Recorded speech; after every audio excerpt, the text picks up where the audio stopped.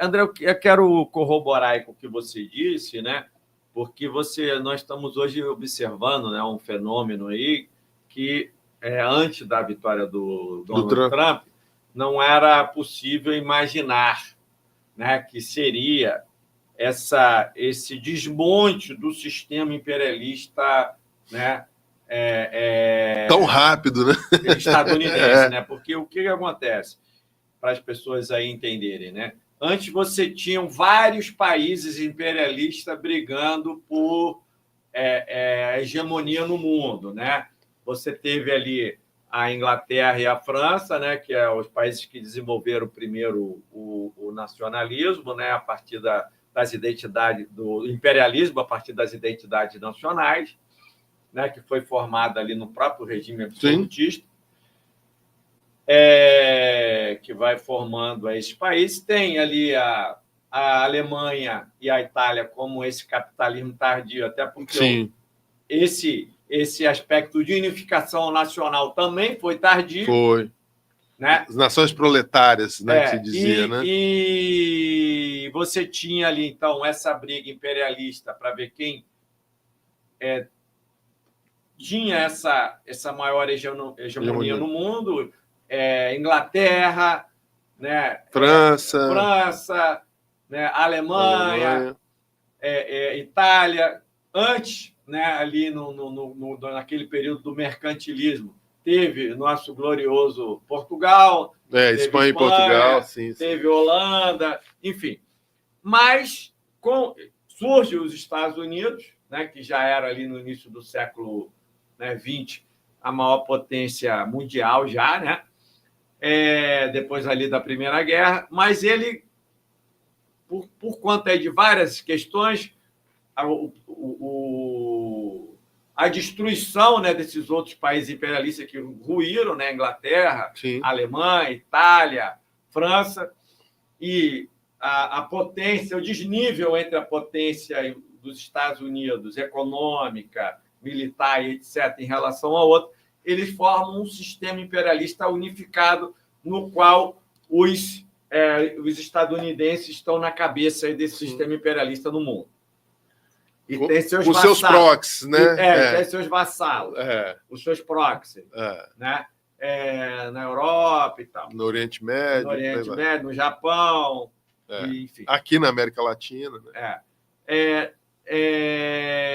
Então, você tem isso, só que setores da burguesia estadunidense que antes ganhavam com a globalização, vamos botar GM, lá eles têm os generais deles também, né? General Electric, General Electric,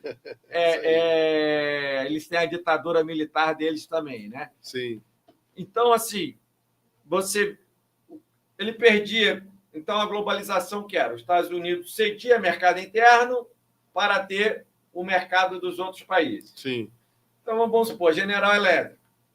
Perdemos o mercado aqui nos Estados Unidos, mas ganhamos no Brasil, ganhamos na Índia, ganhamos na China e o resultado foi verde, foi positivo. Dividiu o mundo, né? Então, ocorria isso. Só que agora eles perderam na globalização, surge a China aí como uma potência não mais emergente, né, mas já consolidada. Né? E aí eles querem, essa conta não nos interessa mais, pagar essa conta. Só que a condição real da produção em nível mundial faz com que o discurso do Trump não tenha capacidade de se realizar. Por quê? Porque a China é hoje o pátio industrial do mundo. Não dá para brigar com ela. Inclusive, ele já fez uma guinada, né? A China já não é mais o maior inimigo de Trump. Aliás, não é que não seja o maior, ele pode botar de novo como inimigo, mas ele sabe que precisa fazer acordo com ela. Porque está sendo produzido lá tudo, o iPhone, o microfone que a gente está falando aqui, a televisão, a câmera, tudo passa por lá. Tem pelo menos algum tipo de... Ele vai aplicar uma tarifa grande, a China vai bancar e ele vai se desestruturar. Então, esse modelo já faz com que o Trump queira hoje, na minha avaliação, sugar a Europa. que, aliás, foi a grande derrotada da guerra da Ucrânia. A guerra da Ucrânia não foi uma guerra exatamente contra a Rússia, porque você sabe que o sujeito, quando entra numa guerra, ele já sabe o que ele ganha e o que ele perde. Ninguém, não é igual a gente aqui que acha que vai entrar numa briga de rua e vai ver o que dá. Não, os caras são estrategistas. Qual era o interesse dos Estados Unidos quando forçaram a Ucrânia a entrar na OTAN, descumprindo o acordo lá do Pacto de Varsóvia no final da União Soviética, na transição, né, para o fim do comunismo na União Soviética? Eles sabiam que ia pressionar a Rússia ia ter que revidar, e iriam impedir o avanço das negociações comerciais entre Alemanha e Rússia na questão da independência energética da Alemanha em relação ao gás da Rússia, né? A necessidade, o grande Nord Stream lá. Quer dizer, nesse momento, a pancada que é dada não é na Rússia, é na Alemanha. A ideia e por consequência na Europa, porque a Alemanha é o cavalo de força que puxa a economia da Europa. Aquele vale ali do Rio Ruhr poderia ganhar autonomia. É uma questão interessante que você pega, que é a questão da competitividade da indústria alemã. Isso. Era baseada nessa fonte energética barata. Barata e acessível. Do gás russo. Agora eles têm que comprar gás dos Estados Unidos, pelo que está aparecendo, e que chega lá a um custo altíssimo. Perderam totalmente a competitividade. Então a grande derrotada é a Europa. E por isso que na Europa volta a se formar... Mas eles tinham também esse objetivo, dentre vários outros. Sim. Né? A própria domínio ali daqueles territórios que têm riquezas ali na Ucrânia também. E também botar a Rússia de joelho. Eu acho que eles não tinham essa possibilidade. Sabiam que isso era... Eles tinham essa pretensão, por incrível que pareça.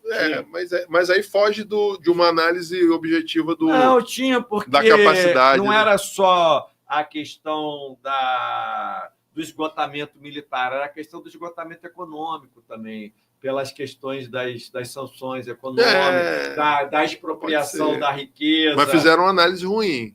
Fizeram análise ruim. Ruim. Se foi isso, fizeram análise ruim. E da expropriação do que a Rússia tinha.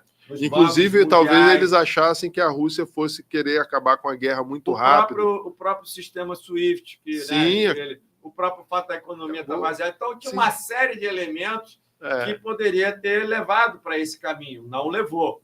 Né? A Rússia foi mais estrategista, mais inteligente, se preparou melhor. Né? Inclusive, não gastou todos seus recursos de uma vez. Até porque a Rússia queria ter entrado... Na OTAN, né? Ela chegou a propor, né? Ela queria ter entrado nesse sistema imperialista internacional, só que os estadunidenses vetaram. Vocês não querem a gente. Então, eles já se preparavam para isso aí há muitos anos.